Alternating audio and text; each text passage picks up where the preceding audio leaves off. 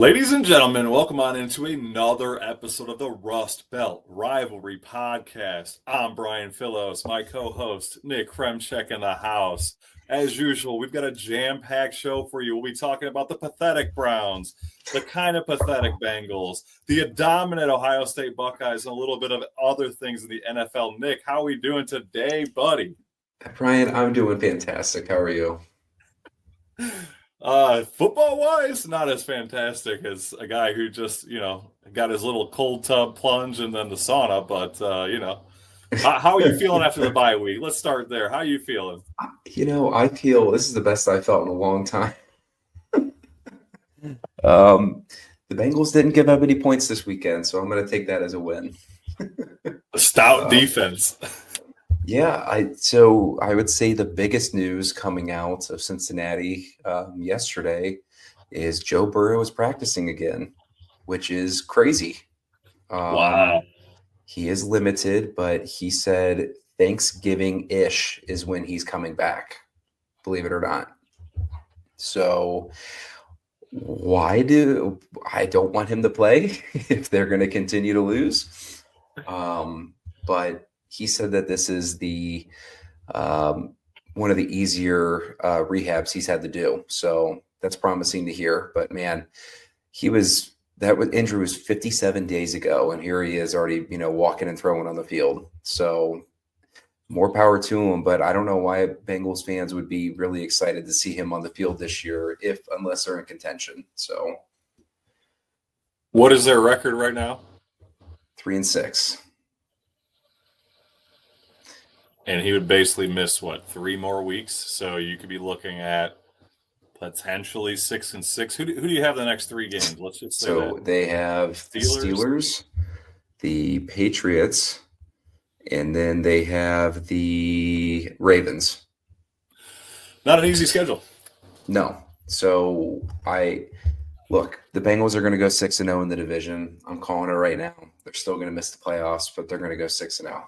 You watch. You laugh now. Okay. All right. Well, that's a possibility. I guess we can leave it there. Yep. Nothing else to report on the Bengals camp. Just that Joey B is in the fast track, huh? Joey B is back, baby. Yeah. I'm very happy to see that he's on the field again. I know he wants to play, but God, I hope they hold him off the field if they lose the next 3 games and they're out of it. But we'll see what happens. That would be pretty silly. It would. But speaking of organizations that have no idea what the hell they're doing, your Cleveland Browns. Let's switch over to the team that's in disarray the most here, the Cleveland Browns. We get beat by the lowly New York Jets. Welcome to the club. Yeah, not in the same fashion as the Bengals did. It was not a shootout. It was not fun to watch for me anyway. I think the Browns held the offense for the New York Jets to under 175 yards and only 1 touchdown, and broke a record for the first time in statistical history that we still lost a game. The first thing I'm going to say off the rip is Bubba Ventrone needs to be fired. He is our special teams coordinator. For those who don't know, this guy has had a whiff after whiff. Last year was kind of meh. And, we had to hire him on as an assistant. He's like the special teams coordinator / assistant coach, because we had to pluck him away from what he was doing at the Indianapolis Colts. Well, pretty sure the Colts said, yeah, thank you, take him off our hands. This team not only gave up a special teams kickoff return right after a touchdown, but then went ahead the very next time we kicked the ball, which was a punt, gave up a touchdown on a punt. 14 points on special teams. I mean, I've been watching the Browns a long time, do a lot of failure stuff, and that is not one of the things. According to all the reporters and stuff, Kevin Stefanski is not the kind of coach that's going to fire an assistant coach mid-season. But, God, if there was ever one that needed it, it is Bubba Ventrone right now. It is just embarrassing. I was hoping they left him at MetLife Stadium, but they didn't. Again, the defense crumbles when it matters the most. They had pretty much held the Jets to a nothing burger I think like 3 points up until the last quarter. They gave up a big screen to Brees Hall, which ended up running in for a TD. Devin Bush, the final drive of the game, that he has a holding call, and then when the Jets are going for it on 4th and 4, basically just running out the clock and trying to get us to jump off sides. What do you know? The Browns go ahead and jump off sides and give them the free first down and win the game. Aaron Glenn is jumping on the sideline laughing at us. So that's not 1, but 2 weeks in a row that a head coach has laughed at our team. One of them being the Jets head coach. That is embarrassing enough. Dylan Gabriel, no freaking clue what he is doing on the field. Yeah. I have no idea. He is not an NFL quarterback. He doesn't look like an NFL quarterback. His stat line looks okay, I'll say. 17 of 32, 167 yards, 2 touchdowns, no picks. But if you watch the game, I mean, the man took 6 sacks for I don't know how many yards. One of them was on a 4th and 1 where there was very little pressure. There's all these still shots of there's 3 to 4, depending on how open you think they are. But at minimum, 3 wide receivers that are wide open past the line of scrimmage and like right after the ball was hiked, and somehow Dylan Gabriel missed them all. And it seems that as soon as the pocket gets conjumbled and all the offensive linemen are around him, he has no idea what's going on, probably because he can't see. So again, all the issues that everybody thought would happen in the NFL coming out of college, why he should not get drafted so early, just keep showing up. And in all sadness, this was his best game of the year. He did have 3 nice throws, but I mean, there was one throw that he had to Malachi Corley, a screen pass. I almost shut the game off when I saw it because it was a screen pass. Malachi Corley is obviously wide open. It's a screen pass, for crying out loud. Right. The man throws it about 30 feet over his head, and I'm pretty sure it went to the 3rd row. Now, if you look at the All-22, which I've seen screenshots of that, the blocking was phenomenal. Like, Malachi Corley was probably going 60 yards for a touchdown. Instead, our wonderful quarterback throws it 30 feet over his head. Why Shador can't even sniff the field?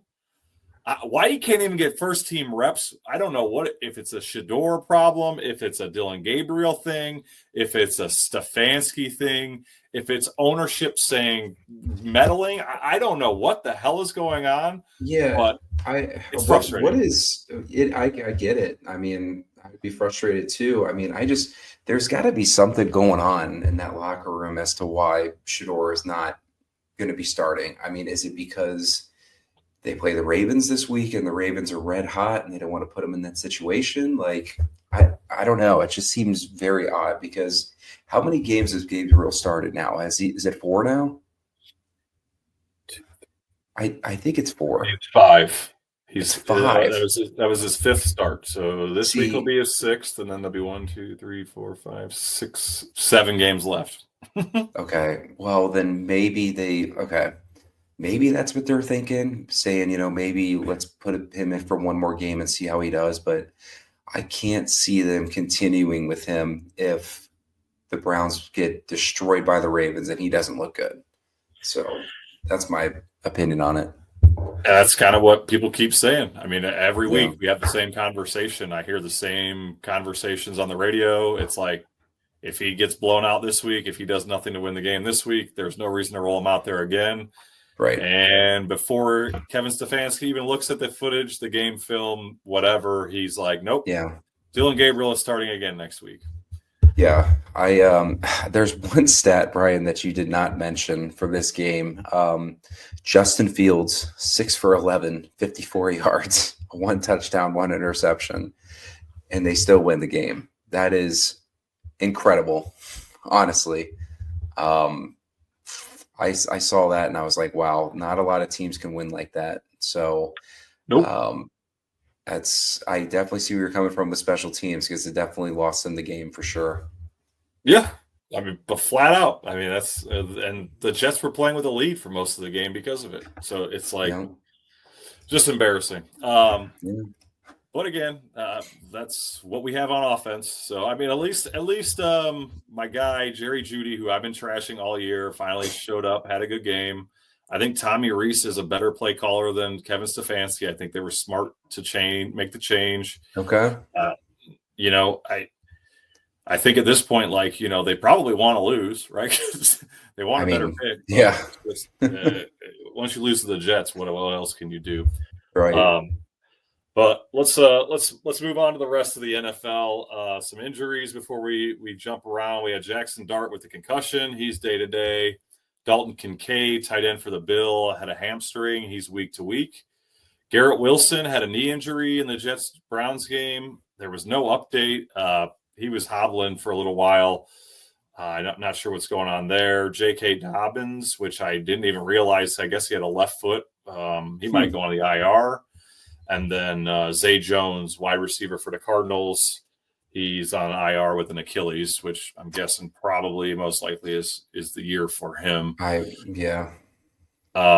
sure. What's out of those ones? I mean, is there anything what's the biggest injury, biggest concern, if any? I mean, I don't think any of those players are going to make or break your season.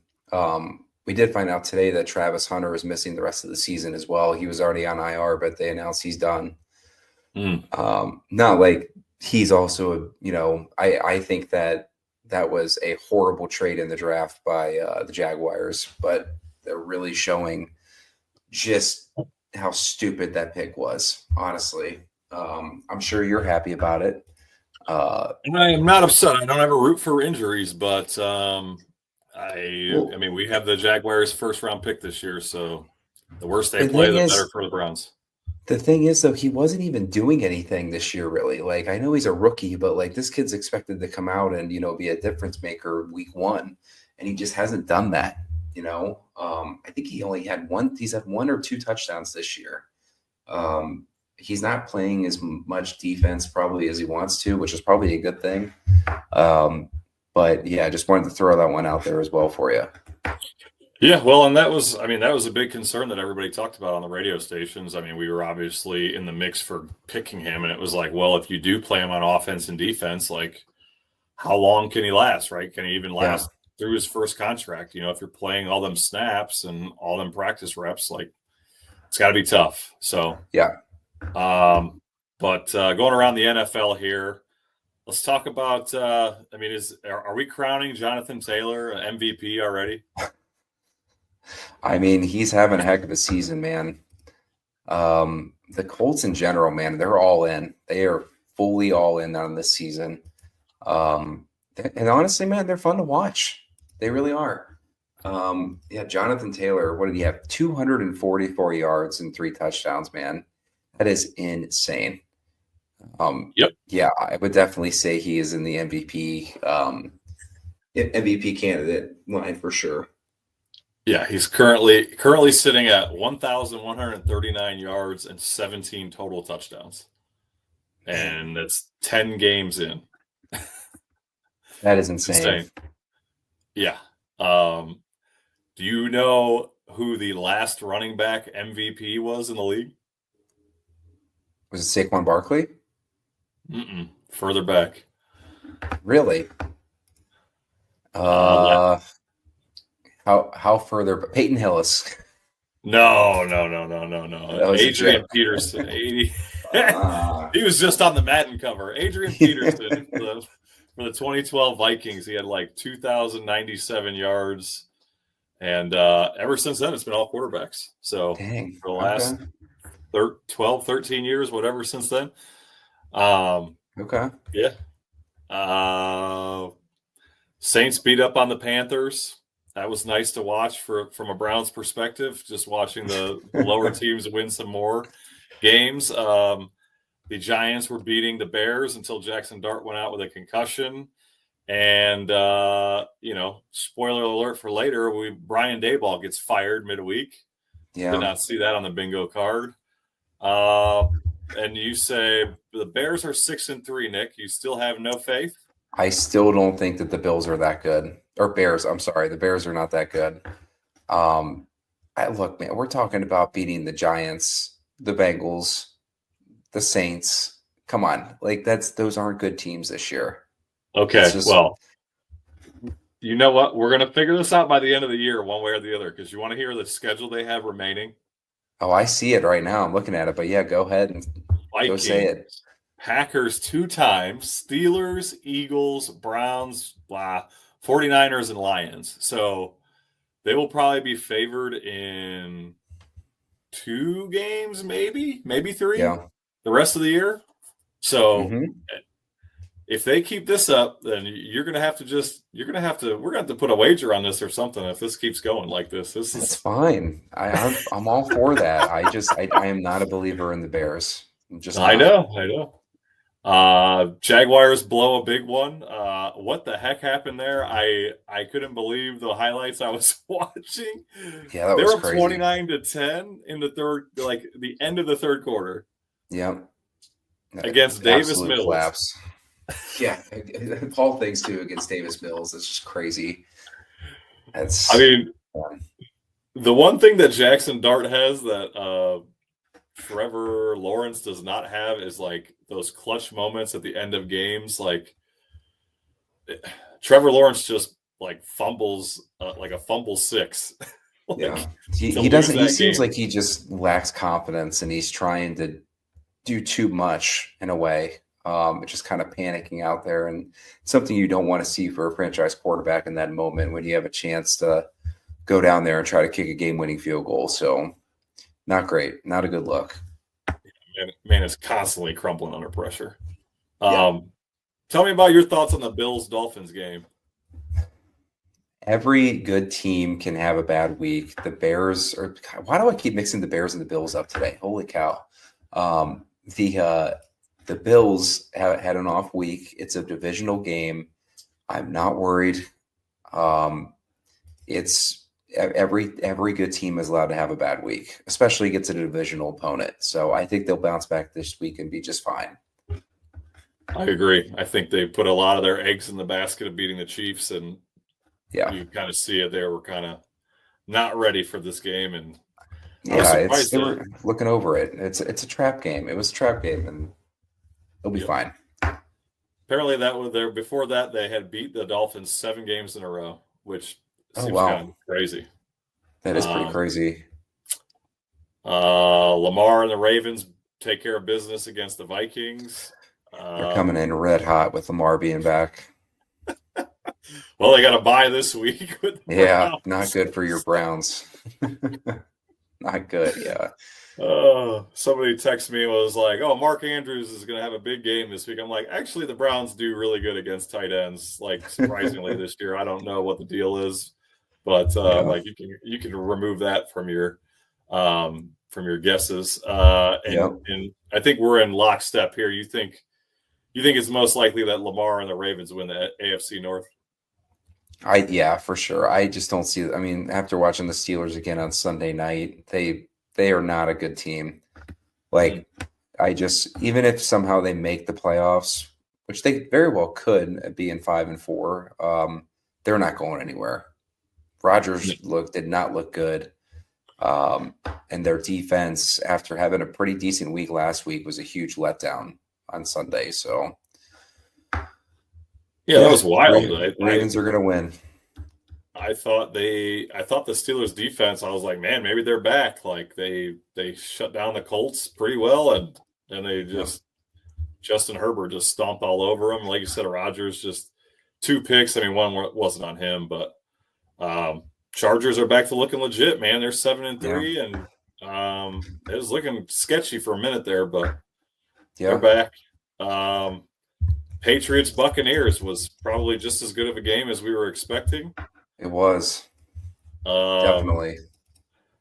How about this? So Drake May, on passes of 20 yards or more, currently 13 of 17 for 76% and 5 touchdowns.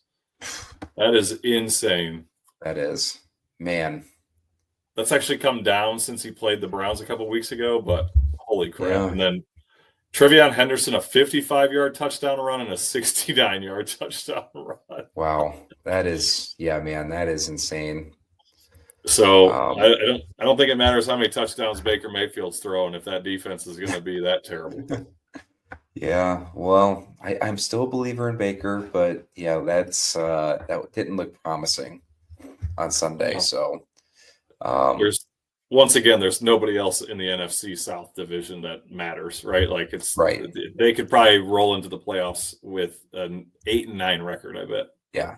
Yeah, I think so too. Honestly, it's that division is just not good, and it's never had really a good track record in the last No. couple of years at least. So, How badly I wish that we could move the Browns into that division and take the Buccaneers with them in the AFC North.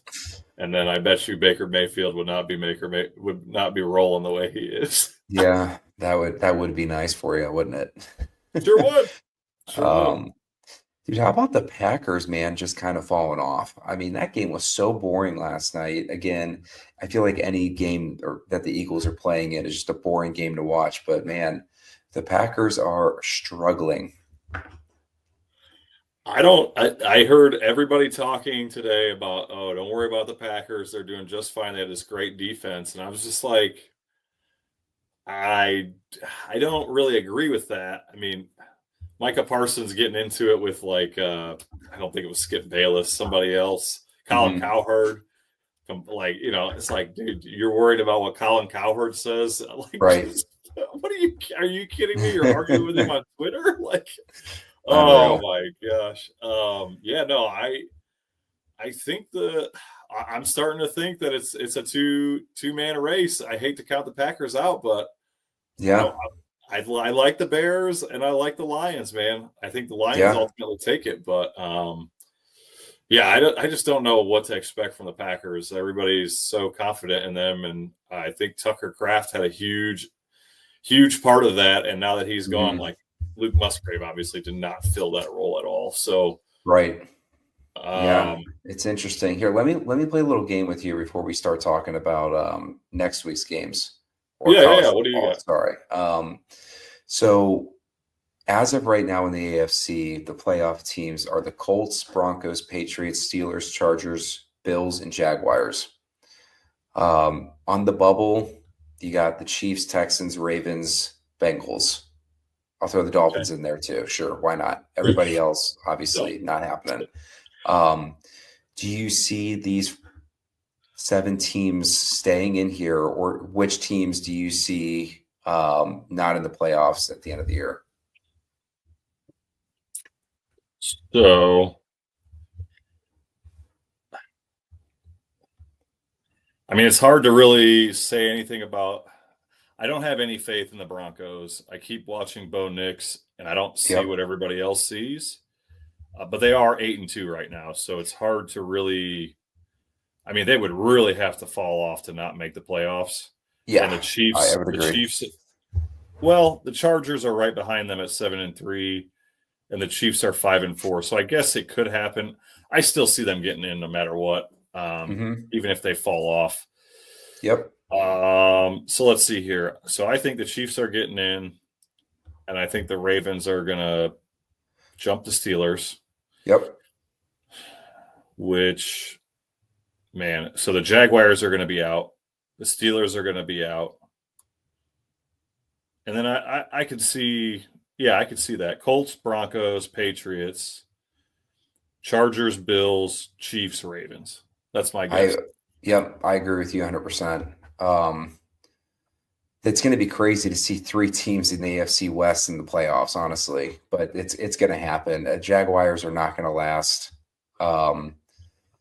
Now, I'm trying to think. Okay, yeah, so the Steelers would probably not be in there then if the Chiefs take that 7th spot, because I don't see the Chiefs winning more games, or I'm sorry, the Steelers winning more games than the Chiefs. No, I agree with you there. Yeah, that will be a very interesting playoff, honestly, for the AFC. Some very good games potentially in there. I don't know. I was just kind of looking at that, and I wanted to get your thoughts on the AFC side. Yeah, I mean, honestly, like I said, the Broncos I don't have faith in. The Patriots I could see also hitting a skid, but again, they're both 8-2, so it's like even if you go whatever, what's there, 7 games left. So even if you go 3-4, I mean, you're still sitting at 11-6. So Right. Exactly. typically that wins the division pretty easily. So Yep. yeah.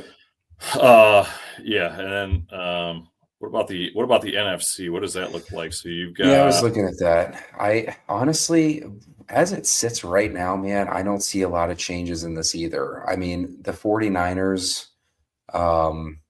they would probably have to, well, I'm trying to think here. So if the Packers keep losing, then yeah, the 49ers could definitely jump them. Panthers and Vikings are behind them at 9 and 10 right now. I don't see the Panthers going anywhere, or at least making the wild card. And then the Vikings, just not going to be able to do it. So again, some pretty intriguing matchups right now if you look at it. But yeah, I don't see a lot of changes from where we sit right now until the end of the year. I haven't looked at the Vikings schedule, but I could see the Vikings going on a run and jumping in there. But you would almost think, because I would think when Brock Purdy finally comes back, if he ever comes back, I think the 49ers get in over the Packers. Okay. And I could very easily see the Bears getting, I didn't think about that. Yeah, Bears are out. You're right. I completely walked over the Bears. Yep. Nope. They're not good. They're so out. Yeah, no, I could easily see either of those things happening. I also saw a guy at Chris Canty's power rankings. What do you think about this? He's got number 1 Seattle Seahawks, number 2 LA Rams, 3 New England Patriots, 4 Philadelphia Eagles, and 5 the Colts. Huh. What do you think about Seattle and LA being at the top of that list? That's kind of surprised me a little bit. That seems like it's a little bit of a clickbait for me. The Seahawks did look pretty damn good on Sunday, I will say. The Rams, man, I don't know if both of those teams though are. I think maybe where he's coming from is he just doesn't trust the Colts or the Patriots right now. Sure.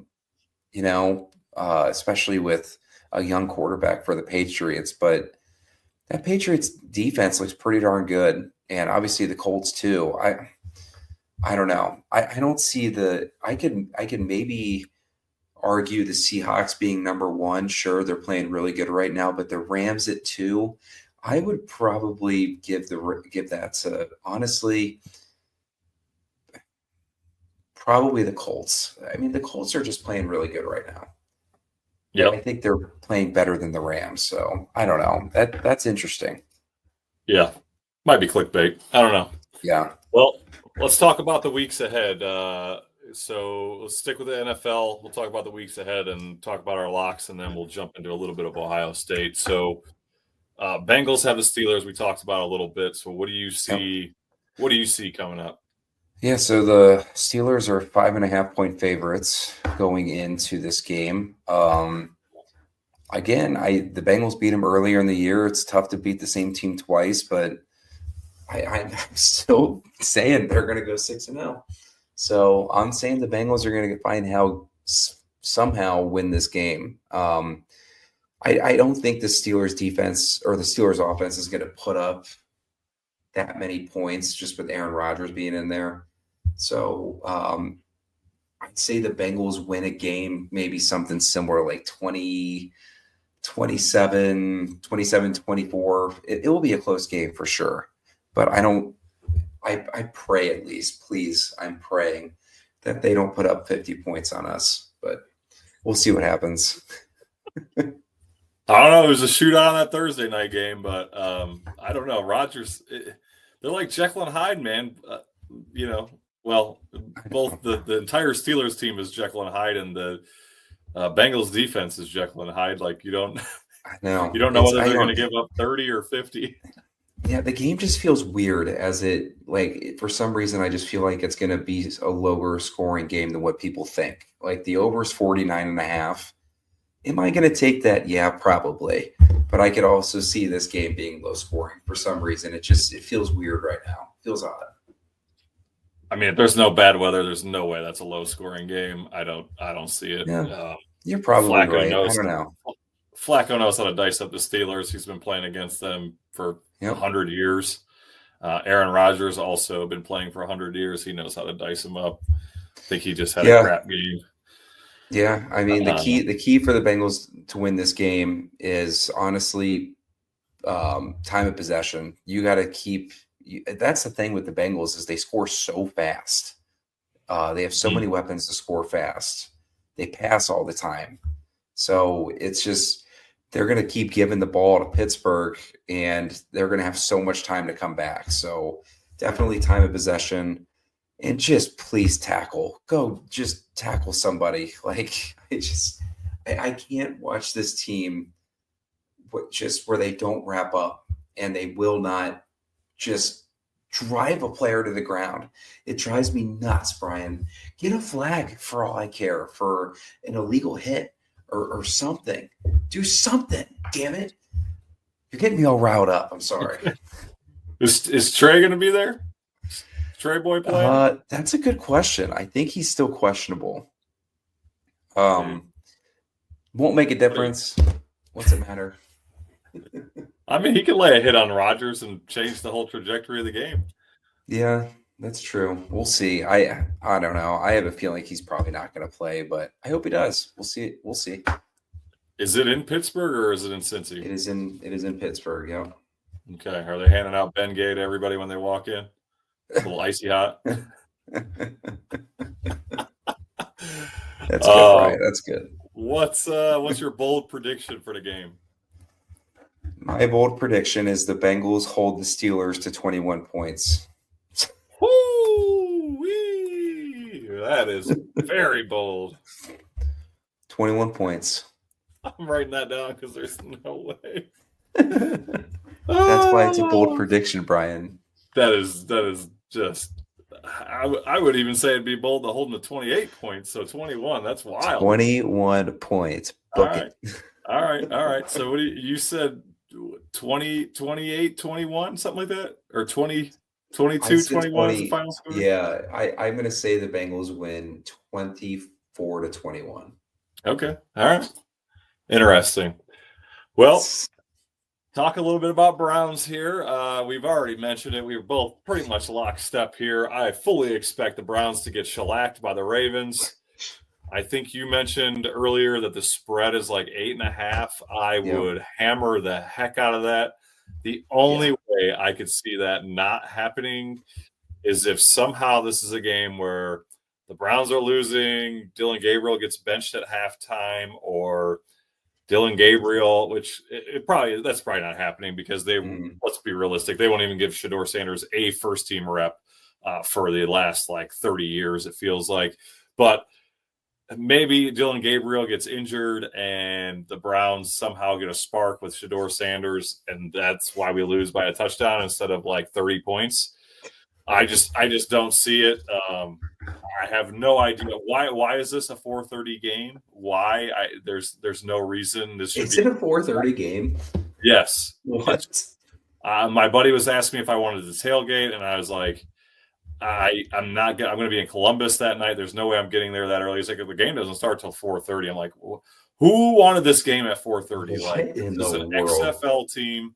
An XFL team versus the Baltimore Ravens, who are going to win the division. I'm like, this is going to not be primetime TV.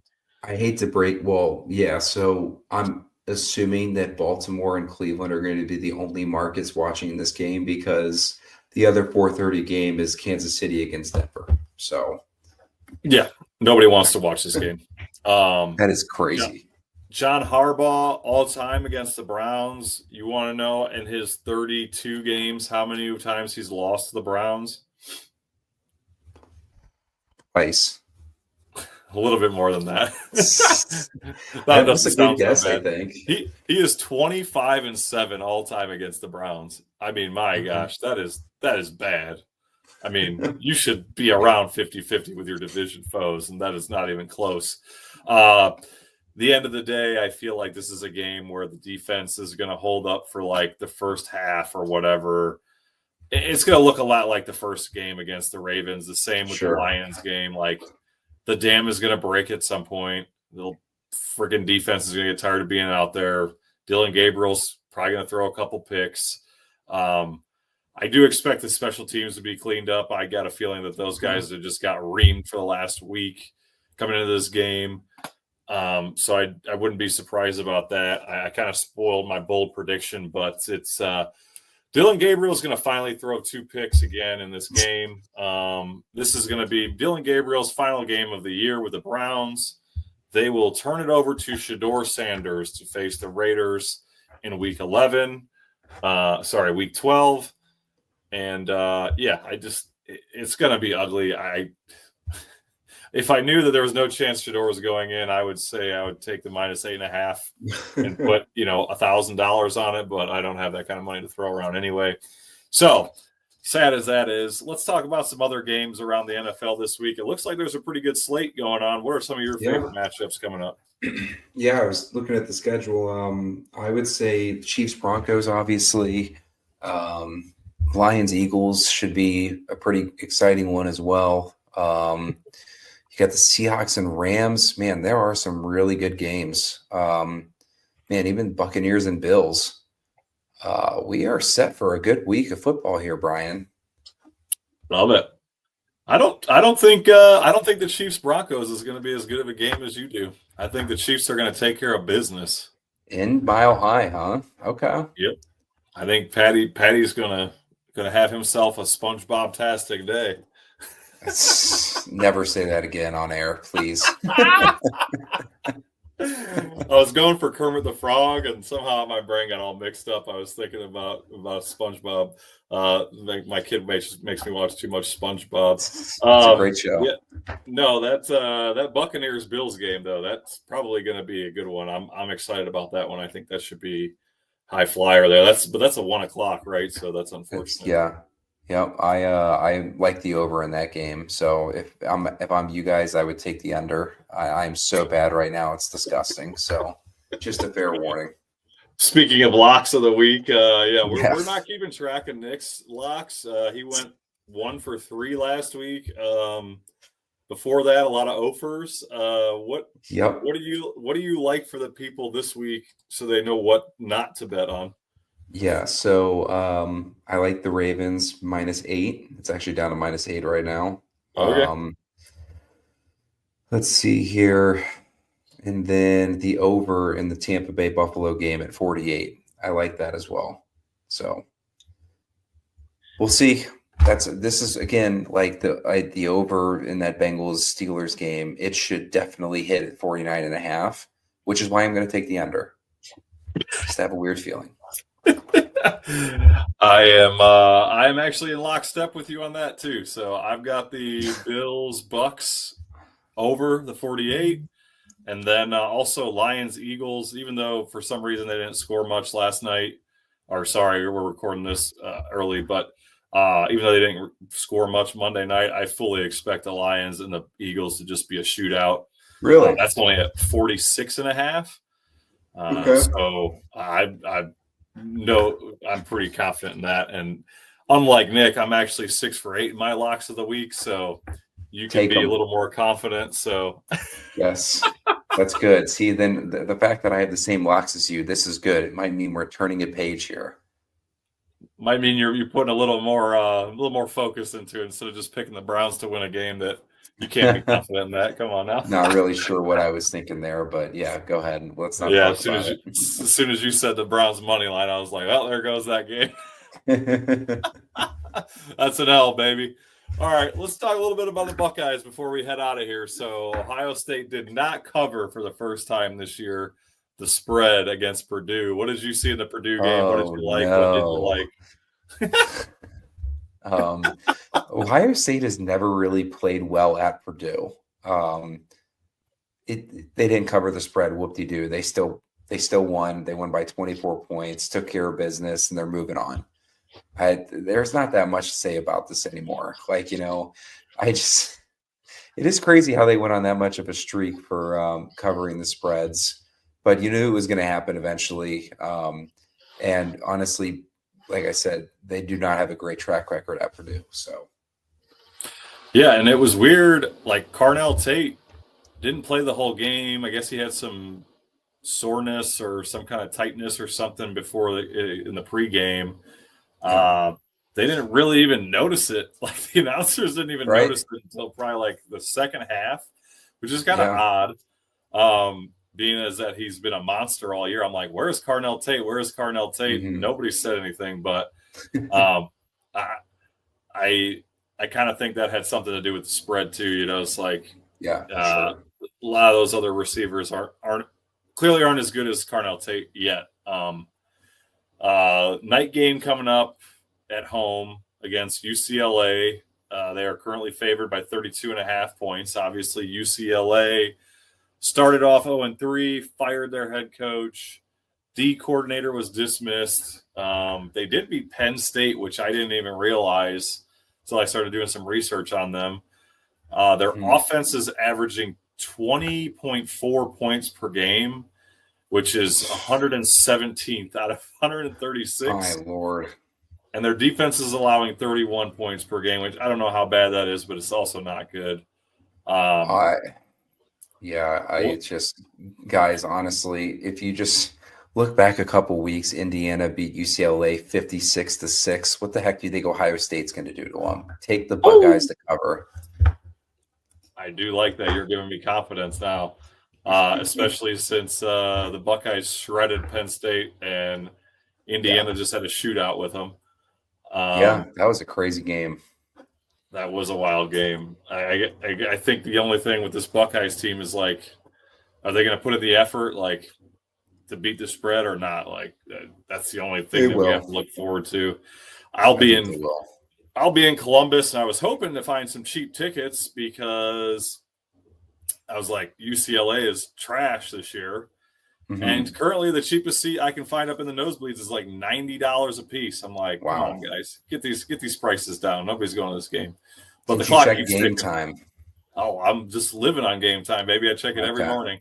All right. They keep going down, but you know, maybe we can get sponsored by them at some point because that is where I buy all my tickets. Hashtag Game Time ad. Hashtag please sponsor us. We're going to get hit with a lawsuit. Yeah. No, they love the free pub. They don't mind. Anything else you want before we wrap up here, Cremy? No, man. No, I mean, nothing crazy. I mean, a couple of good games for some ranked opponents. Texas at Georgia. That should be a good one. But looking at the rest of the board, I mean, the only other one that really intrigues me is Oklahoma and Alabama.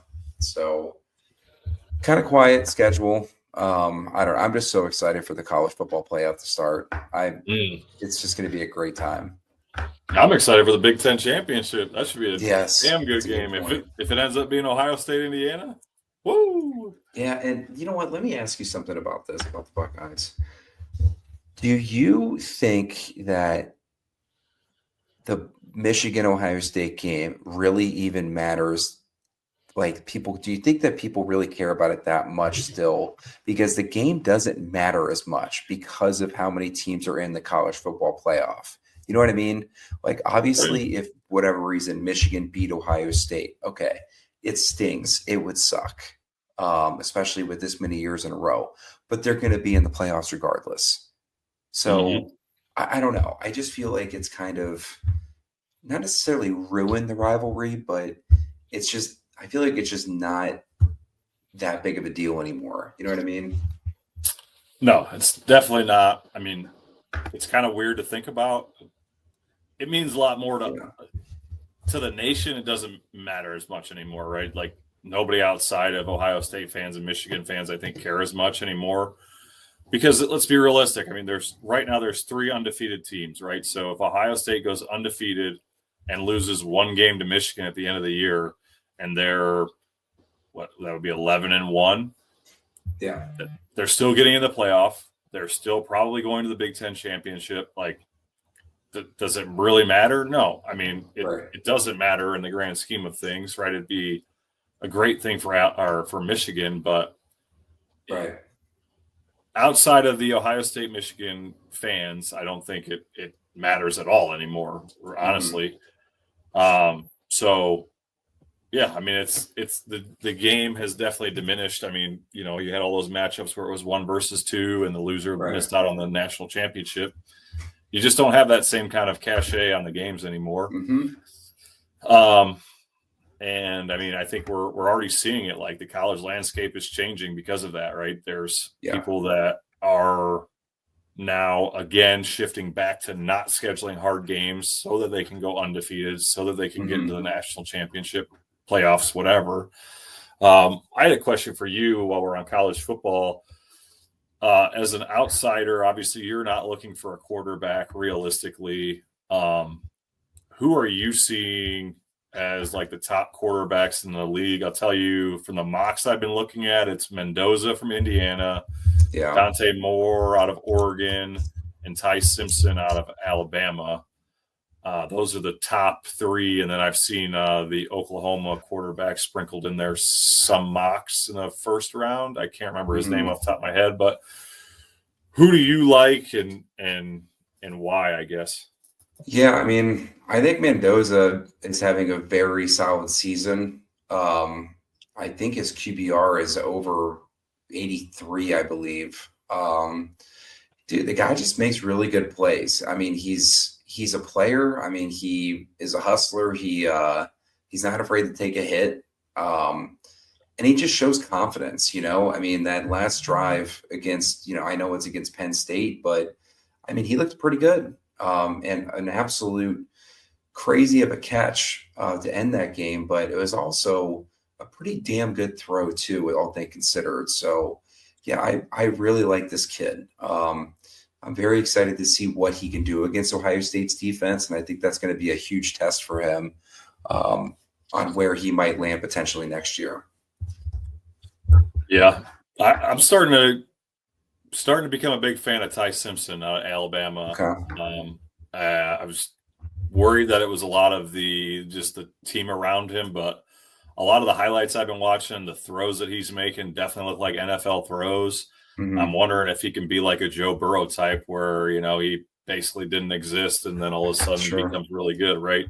I'm excited to see both of them in the playoff, but if you look at Ty Simpson, he's already faced 4 ranked opponents and beat them all. So